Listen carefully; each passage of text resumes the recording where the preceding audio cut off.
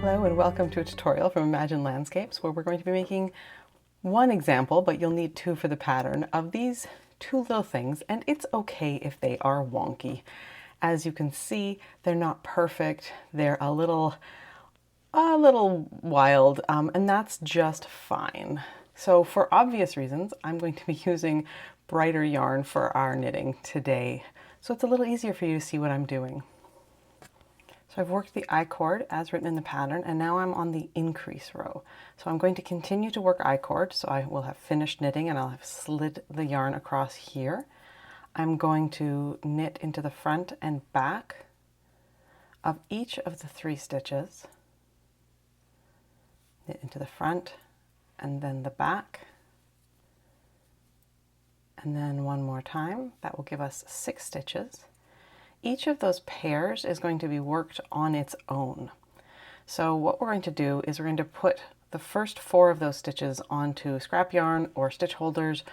I'm actually going to do a trick with 2 stitch markers today.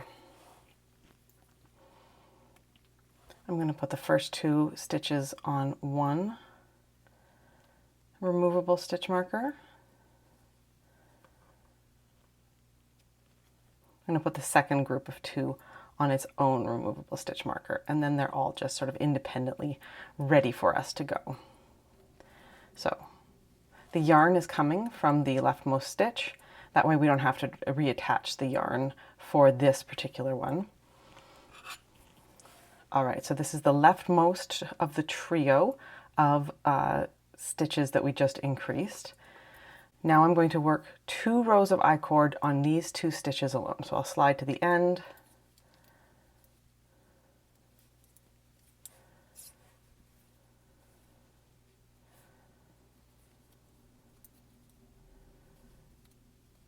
And it's very easy to get off track in terms of your stitch count or your row count. So just make sure that you're just reminding yourself it's just the 2. You're almost done.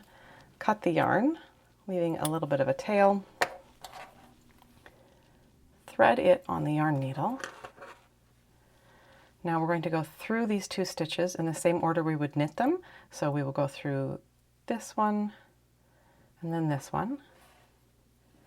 Tighten that up a little bit. And now we are going to insert this end all the way through the I-cord we just made and then down through the main I-cord. When you're doing this, if one of the stitches that you just sort of fastened off is a bit wonky, you can use this moment to kind of like stitch over it or stitch it down and kind of rescue it a little bit if you want. The main thing when doing it down these first ones is these, because it's only 2 stitches, it's actually really hard to kind of find the middle of the I-cord and get it down, but because it's the same color yarn as the I-cord itself, it shouldn't be too big a deal if it peeks through in a couple of places. All right, so I've got it down into that. Now I can go into the main part of the I-cord, and the trick here again is to just go all the way down the center. One of the ways I do that is by feeling with my finger and thumb. If I can feel the metal, then the odds are that the metal is like the yarn will show through when I do this. Now that's not that big a deal again because we are doing the same color yarn. So we're just going to pull that. Don't pull too tight because we want this to be its own little knobby bit. Once we've got that end, we'll grab our scissors and we'll go here. Depending on how your weaving is going, you can weave it all the way down to the very end. All the ends are going to be woven down this main I-cord as a way to strengthen it and firm it up a little bit. This one we're going to leave because we need to attach the piece to Mr. Knightley with this. All right, so we've done the first one. Now we're going to do the rightmost pair. That's because this is also 2 rows of I-cord. If you want to do them in the other order, that's fine. It doesn't matter as long as you remember that the 2 outside knobby bits are 2 rows of I-cord each, and the center one is 3. So it's just a little bit longer. Attach new yarn.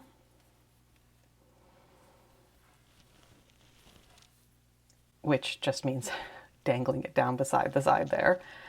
And work 2 rows of I-cord. So I'll just knit these,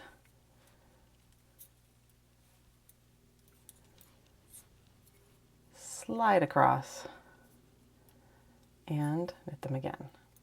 And then I'm done this little nub. So we will again snip the yarn, place it on the yarn needle and fasten it off. So I'm going to slide it to the end, just like I'm going to work I-cord. Then I'm going to work secure the rightmost stitch, then the second stitch. Pull through, tighten that up a little bit. And now we will have 2 ends to secure, the one we attached when we started knitting and this one from fastening off. So we're just going to do our best in the 2-stitch I-cord area. And then once we're through that, it gets much easier. Also easier to just pull it right off your yarn needle. All right, and then we can just go right down the center of that main I-cord. Quick reminder, if your I-cord looks a bit sloppy on the back or at any place, the best way to get I-cord looking good is to roll it between your palms like a child making a Play-Doh snake. So if you were to take this and just kind of roll it, the weirder bits at the back will kind of even out. But I'm going to wait with that till I'm done all of my little bumpy bits here, because who knows what it's going to look like after I finish the central one.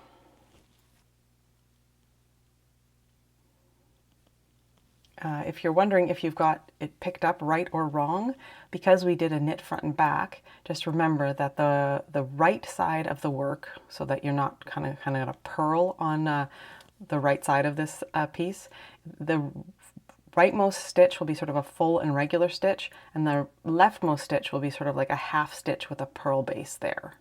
So if you see this, it's right. Whereas if you see this with 2 purls, that's the wrong side. All right, so I have these back on my needle. I can pull off the stitch marker, join my new yarn,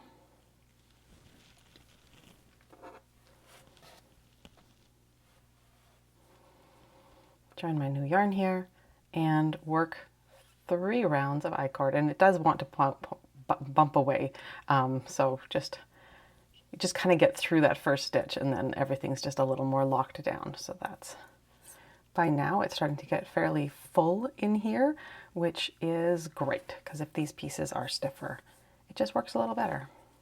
So it's looking about like that. It's looking a little weird because this first stitch has not been secured. That's where we added that, and so once we get that tension right, it's going to look a lot better. And again, making sure I'm not trimming the cast on end. And like I said, it's going to look a little wonky. Just give it a bit of a roll, and then let these 3 nubs do their thing. It's much more charming that way. And again, this is what it looks like in fingering weight. I hope this helps. I'll see you in the next tutorial.